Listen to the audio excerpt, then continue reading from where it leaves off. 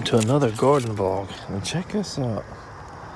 Illinois everbearing. This is one that we started rooting just like a few weeks ago. And look at all the leaves it's already grown. Actually, there's two here, I think. Or three. Oh, I must have put three in there. They're all leaved out a little bit. And one of them is probably how we should have done a lot of plants, from prickly pears to cucuso mulberries and all kinds of other mulberries. We should have had our mother plant in the container, took cuttings, rooted those cuttings, used this as a backup, and we probably would have lost a lot less things. Check out how much growth this cherry guava has had since I've had it. You know, it just got, you know, it's probably right here maybe when I got it. It's probably grown another 4 to 5 inches just in this last, 2 weeks or less. Last night we had an owl interrupted us. Yesterday we had kids interrupt us, and now we have a train interrupt us. It's hard to garden vlog around here. So we said the other day, Natalie got a couple orchids. You know, we got this white one with these like purple speckling, and here's one here that's kind of, she calls it pink. It's got kind of purple and pink and a little bit of like almost like a lemony white with it as well, and maybe some white around the bottom edges. Still got a few buds that haven't opened. This one just opened yesterday, I think. We took those roses back to Home Depot the other day. We only found the receipt for 2 of them, and I told the lady, she said, well, if it's been within a year, bring back the pots you got, and we'll scan your card, your debit card, and they keep a record for 1 year on the card, so they can look back and see if any of these were bought on the card. Most likely they were bought on Natalie's credit card. It's possible we could have paid cash, or I could have randomly put it on mine, but my bank already upgraded to it. You know, they were bought out by a new bank, and we changed cards, so if any of these are on my card, we probably won't get a credit for them, but that's almost $100 right there, so it'd be nice to get it back.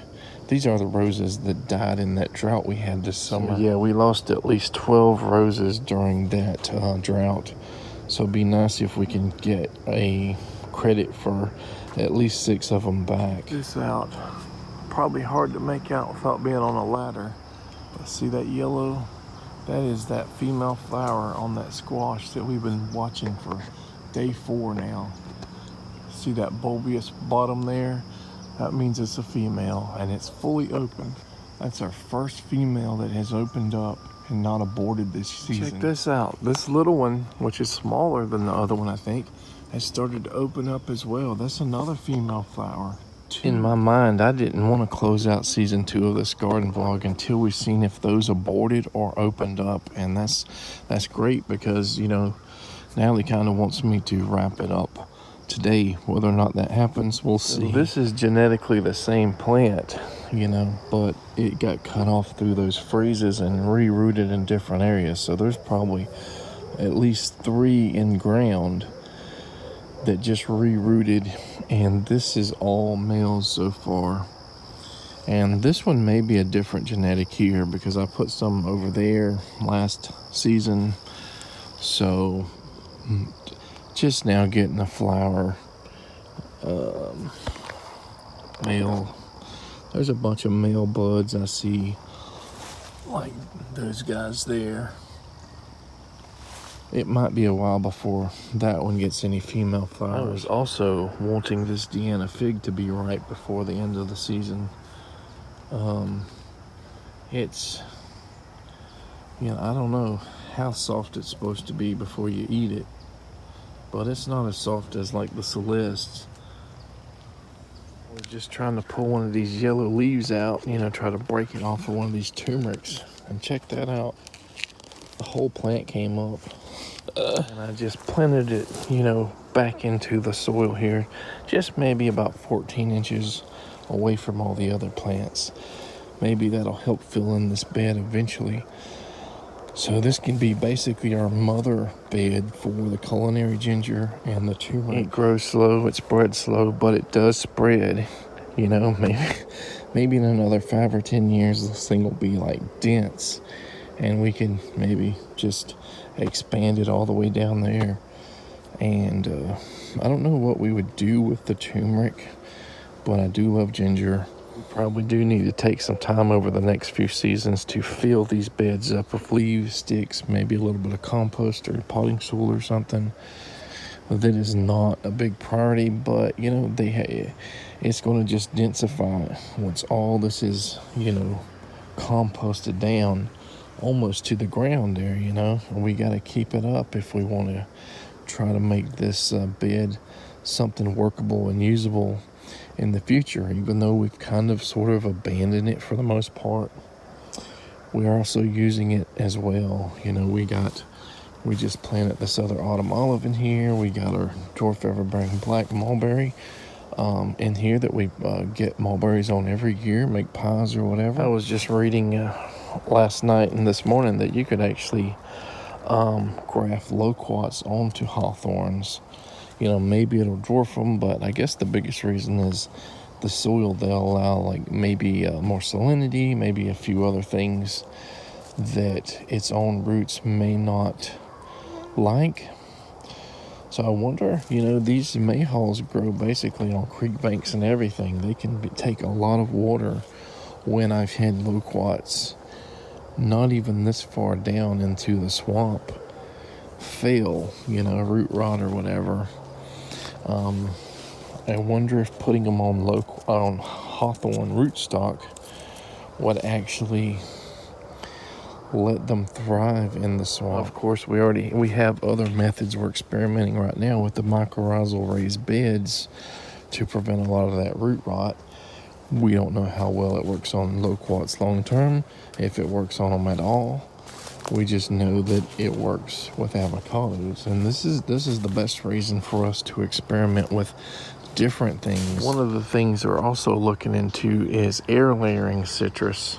And it's supposed to be a viable method for even getting really large plants based on large limbs to basically form into a tree over a several month period. You know, then you detach it, soak it in water for a day, 2-3 days, and then you plant it in like a big 5-gallon bucket, you know, depending on the size of the branch, I guess. You know, something like this, if you air layered that, it'd probably be a 1 gallon or something. But if nothing else, I really do want to save this grapefruit seedling that the goats just decimated. I mean, look how bad these trunks look, and it's been a couple years since the goats have gnawed on it, but any of that could just form some kind of disease or rot. You know, it's not healed over. It looks kind of funky. And this is like a 15, 16, 17-year-old tree. And it took, you know, 14 or 15 years just for it to actually put on grapefruits. And there's some amazingly sweet red grapefruits here. Right now we're on attempt 2 to try to graft, you know, the scion wood from this guy to rootstock. And we may try to do some air layers as well soon. Whether that happens on season 2, probably not, or season 3, probably yet to be determined. But we do know this is on its own roots, and it does well here, and it'll probably grow to a pretty decent size, you know, even more than this guy, I would imagine. That's an issue that people have with doing seeds as well. Not only does it take a long time, and then you have the possibility that a rootstock may not be as disease resistant, or, you know, have ability to be exposed to water or soil borne diseases or bacterias. But also, you know, trifoliate orange usually dwarfs the stalk at somewhere around 15 feet. So they're like a semi-dwarf. This guy really isn't much more than like 15 or 17 feet on its own roots, but, you know, in another 10 years, you know, it might be another 10 foot. I once saw, I think it was some sort of pink grapefruit. I don't know if it was ruby red or what, that was on its own seed, and it was a tree way bigger than that. It was like 35 or 40 foot tall. And I think it was 25 years old at the time. The guy had like a 20-foot ladder to climb up the tree to get those grapefruits. But why you wouldn't want a tree that big is because, you know, you may have to be on a ladder and you may have to have a big old 15 or 20-foot grabber stick or pole to try to, even on that ladder, to try to reach those fruits. Just imagine this. Even like avocados, they get pretty big. The local guy that grows, and I guess he's produced a few or has his own cultivars, whether they're found or crossed intentionally by him. Some of his trees are probably 35 foot plus. Now this is a camphor tree that's probably about 45 foot tall. Now I don't know if the avocados will ever get that big around or have a big old branch that comes out, you know, 30 foot or whatever. But just imagine having to climb a tree, you know, 2/3 the size of that at least, and picking avocados or grapefruits or anything like that. But when I seen this guy going up the tree with his ladder, I was initially thinking, well, he must have a good way to harvest this. But nope, he's got a little ladder with a cutoff and grabber tool. He's stretching and reaching out for those avocados.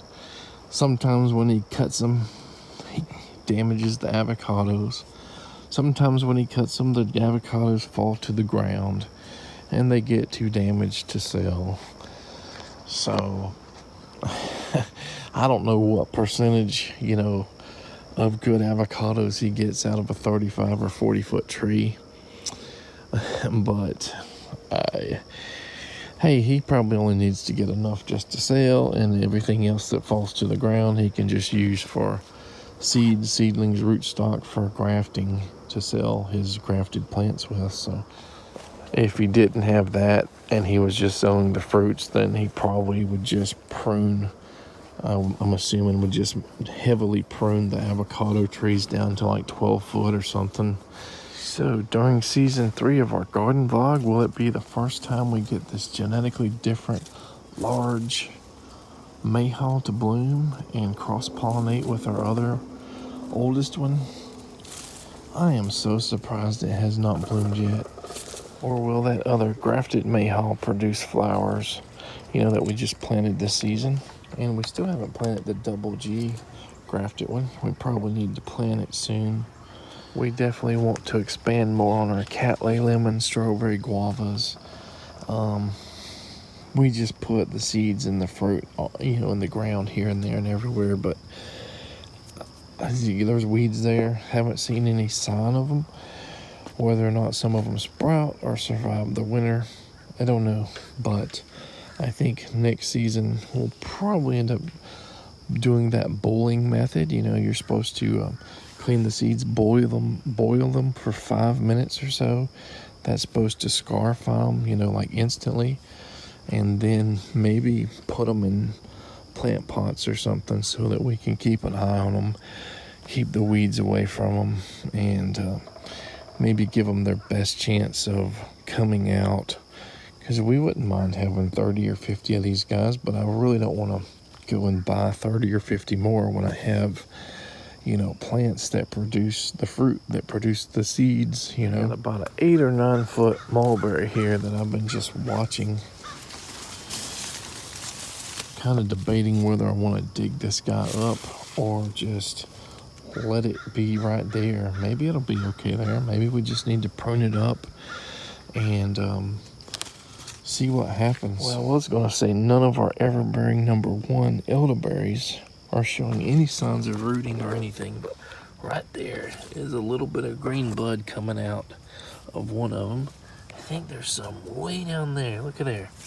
Just now showing signs of life. Ever-bearing 2 is definitely more willing and able to shoot some new growth out. Nothing so far that I can see on our 2015 best either, but maybe when you use bigger sticks, they might just take a little longer to actually bud out. Went for the birdies, and I'm just going to go back to that red grapefruit seedling again. we were definitely considering doing some air layers and then just do a reveal in 2, 3, 4 months and see what happens. I think sometimes air layers do better from what I read in like the spring versus winter, so maybe it's a bad time of the year anyway. So that would be a lot better project experiment idea for season 3 sometime in the garden vlog. And we're just tacking on too many ideas when we're pretty much at the end already. But I've seen somebody that also does these sugar water layers, air layers. They call it air layering. It ain't really air layering if you're layering them in water, is it? So they like cut and bend the straight branch to like a certain, like a V shape coming up like this, and then they tie this sugar water bag on it. And apparently sugar water or honey or whatever will actually promote, it kind of acts like a hormone or something. They use like a baggie, which seems like, it could easily be punctured by birds or, flying debris or anything. So it seems like a proper air layer would be a lot better option. Looking at this fig again, this Deanna, there usually will be like a nectar area here and I'm kind of at a weird angle. So there'd be some like nectar dripping there, especially if you give it a squeeze. And it looks like it's still pretty closed. So this guy, with these spots, it may rot before it even happens, before it even gets ripe. But splitting of the fruit, dripping nectar, and maybe more of a drooping on the neck here are indicators, I guess, that they're ripened. Will it rot before it's ripened? Will insects or birds or other wildlife get it before it's ripened? What I do know is that unripened figs are not very good. Worst case scenario is that gets lost this season or beginning of season 3. We don't get to taste it this year, but maybe it'll produce a lot more next year. That was like the top 2 things I wanted to get done, is to see if those squash abort their flowers and if that fig got ripened. But it's from what I can tell, it's nowhere near ripe yet. It might even grow a little bit more.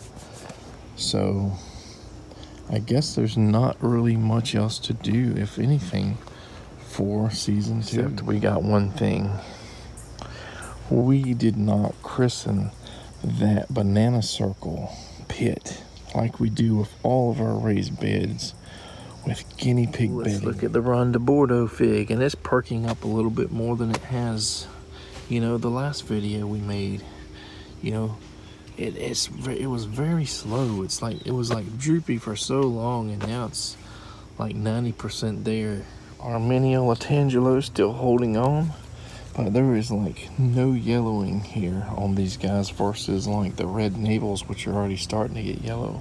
So these guys might actually not start ripening until December or January. Just as I was ready to call it and say all we have is 12 jackfruits, looks like we got one there coming up, one there coming up, and one there. So I guess we have more coming up.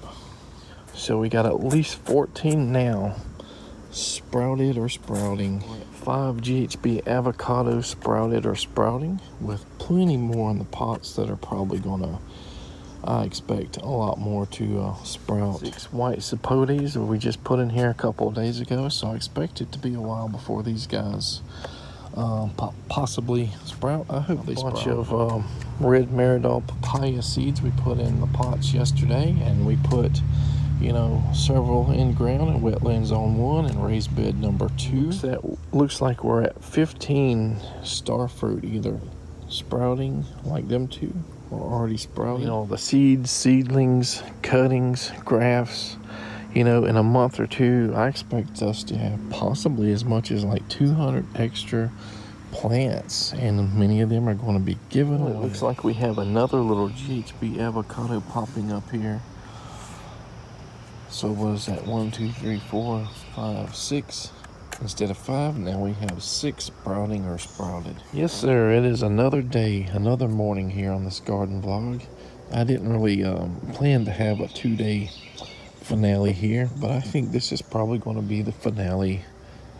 Unfortunately, or maybe fortunately, because we just really have sort of ran out of stuff to do other than just general maintenance. And we're not really gathering any new plant material or anything unless something just pops up. We're still waiting for nurseries to open up their scion wood and cuttings and inventory for pre-order. But even then, scion wood, is too early to get it. If we could not have a delayed shipping and just put a placeholder on it, then we probably need to wait till closer to when things are going to get bud broken, like the pawpaws and stuff like that.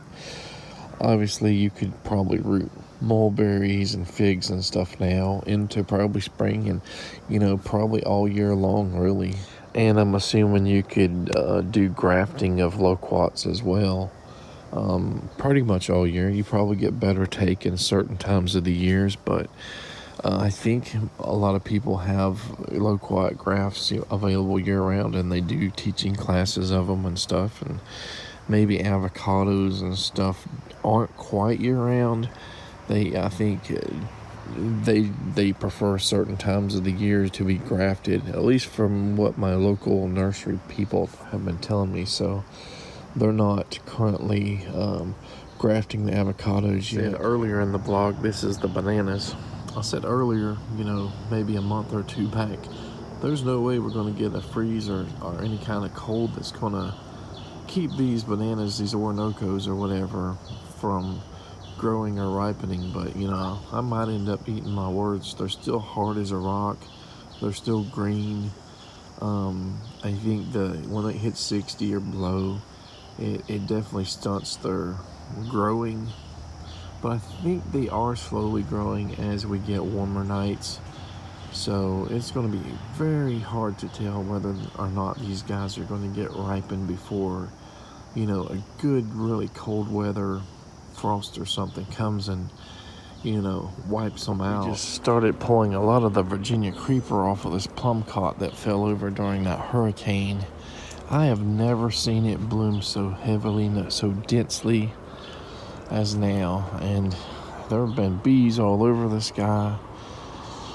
I kind of went to the other side to see how bad it was, and I don't know what's going to happen once we start hoisting it up, putting like a big anchor and pulling it back with a winch and stuff. Hopefully it doesn't break the roots. Hopefully we can stabilize it, even if we have to cut, some of the top off, which I would prefer it to be dormant before we did that, but I don't know. Maybe we can get some cuttings to graft. We got like an old peach that went to rootstock, but then again, it's not the time of the year to graft. It needs to be during bud break, in the spring or early summer. I don't know exactly what season 3 is going to bring. Hopefully we show you guys progress.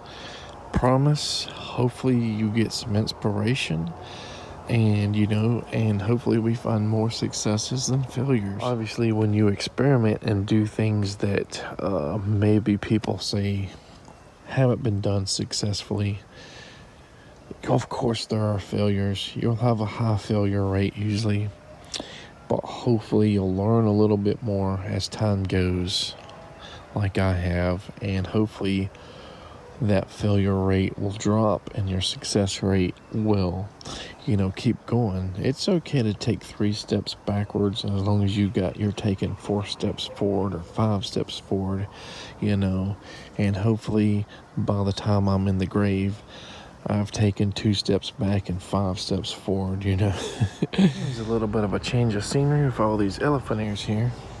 So one thing that's kind of exciting is my internet company is finally moving forward. I have 2 internet companies, T-Mobile and DSL service. The DSL service is moving forward with their fiber optic on these side roads. As you may or may not recall, if you've been watching us for a while, we tried Starlink and, you know, T-Mobile, and, you know, and we already had Windstream. None of the services are great exactly where I'm at. Too many trees, block, you know, whatever. Blockage of the sky, I guess, on Starlink. Even though it's close, you know, if that was our only option, we probably would be on Starlink. Super fast when it is not blocked from all the trees here. DSL service sucks. You know, T-Mobile, too many trees probably. In the mornings, it's really slow or just goes offline and we have to reset it. It has times when I can upload videos on YouTube really fast. It has times when it takes 2 or 3 days to upload, you know, a video or two. But Windstream had their contractors out here measuring or doing something all, you know, everywhere. They walk the streets all day long with the, you know, big old long stick with like a T on top of it.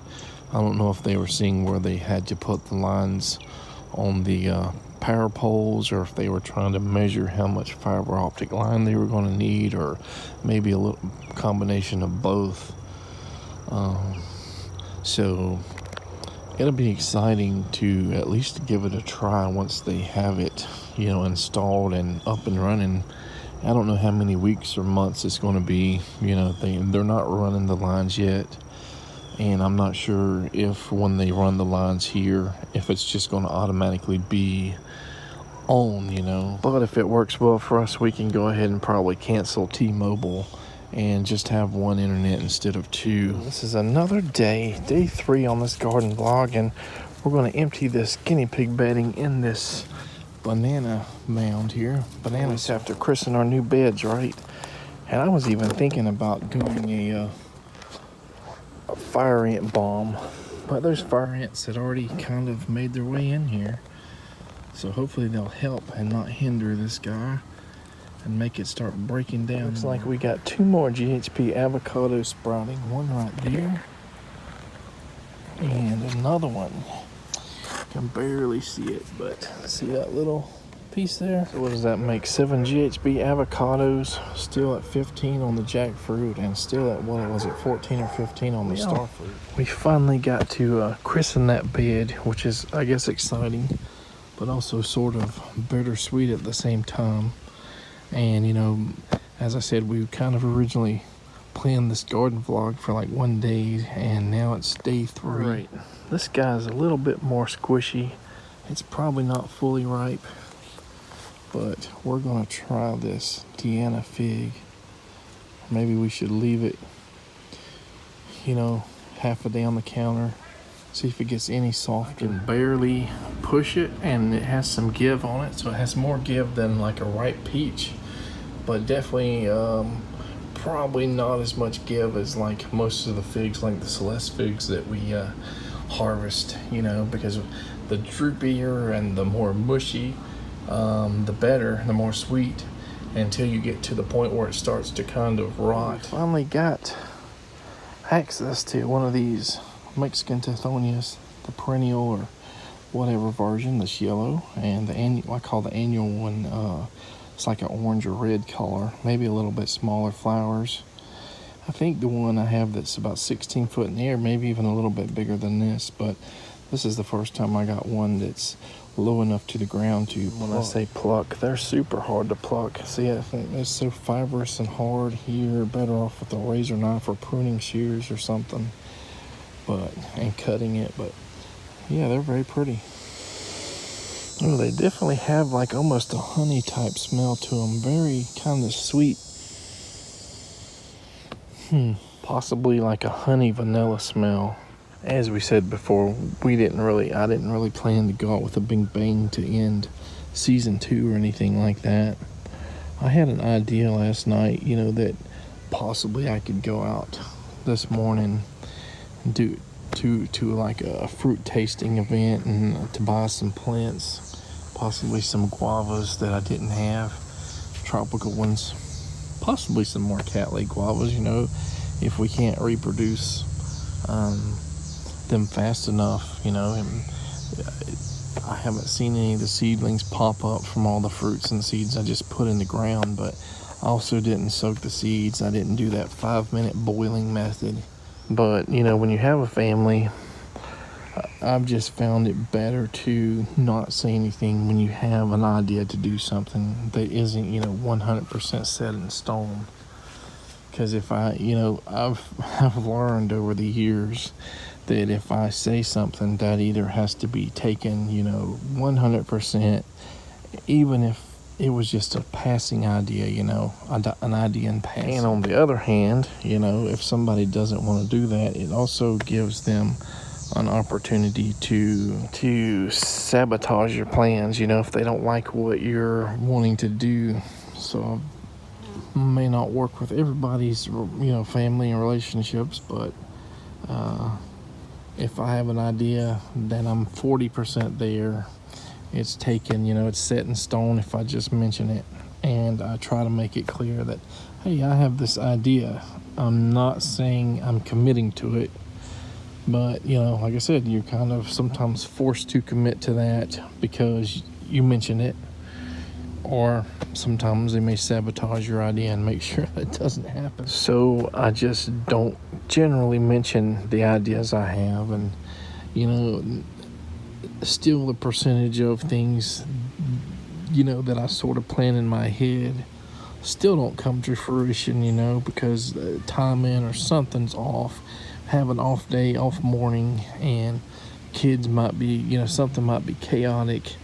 You know, and it is what it is, but I kind of feel like I'm at a point where I have almost everything in ground that I can have unprotected, not including different crosses, cultivars types like papayas. There's different types, there's different cultivars, surinam cherries, you know. Not sure if there's any more than the 3 types of cattley type guavas, the strawberry, lemon, and echo or whatever. That seems to be a little bit different than, you know, just a random lemon or yellow cattley seedling. Obviously, there are a bunch of different cultivars of avocados, you know, and I'm not really including apples, peaches, pears, really, you know, but I've got 3, 4, 5, I don't know, type cultivars of pears. Some of them I've lost the label to, and hopefully we're going to be good to go with the pears in the next few years. Obviously we still want to do bananas, but, you know, do we want to protect them for a season, a winter, fall and winter, early spring, and then, you know, just have all that material to protect? Or do we want to, you know, do more banana circles or raised beds or something with them, and put them out after the weather is already warmed up? You know, one thing we didn't get, especially for like wetland zone 1, are the sugar canes. You know, we never found a good price locally without traveling a long distance. I haven't so far found the yaupon hollies. I think I found a seller locally that has, you know, pretty big container sizes, and I may just go ahead and get the biggest one for wetlands on 1. Then the yerba mate, ours failed, and I'm reading that they really need more sun than maybe what I put them in. I also put it in wetlands on 1 and a lot of shade. There are sunnier areas, probably a little bit drier areas in wetlands on 1, but yeah, well, maybe we need to get some more of those and experiment with where they're possibly happy at. Obviously, there are several cultivars of the tropical guavas, and, you know, it's either going to be growing them in pots or experimenting with microclimates and south walls, and, you know, you only have so many south walls to plant stuff in, you know. And as far as pawpaws, I really probably do have enough to just sit and wait, see what happens with the cultivars I have. It's just been sort of a passion project for about 26, 27 years. So we're not doing too much with it, but if we can add just 1 or 2 cultivars every season or so, just to say we did it, and just wait and see, you know, which ones flower fast or grow or survive or whatever, see if any of them fruit. It's, you know, the more you have, the better chance you're going to have of potentially getting fruit on them, I think. Well, I guess this is the end of season 2 of our garden vlog. And Yeah, I know we still have to plant out that fairly new, not the newest guava, the mountain cherry guava soon, possibly in the spring or something. It's growing pretty good in the pot. You know, it's probably already grown 4 or 5 inches or more. You know, we've only had it, what, 3 weeks or a month or so. I'm not exactly sure when we got it. Looking forward to more mulberries in the ground, or trying to save that Chiang Mai 60, which is doing so terrible in the ground, mulching and, you know, trying to give it a little bit of plant food or something to make it a little bit more happy. And maybe putting some more cultivars in the ground as well, more figs hopefully in the ground. And hopefully we'll have some successes with loquats, maybe bring in a few more loquat cultivars if so. And of course, bananas and pomegranates. But that's it. Take care, guys. Until the next season.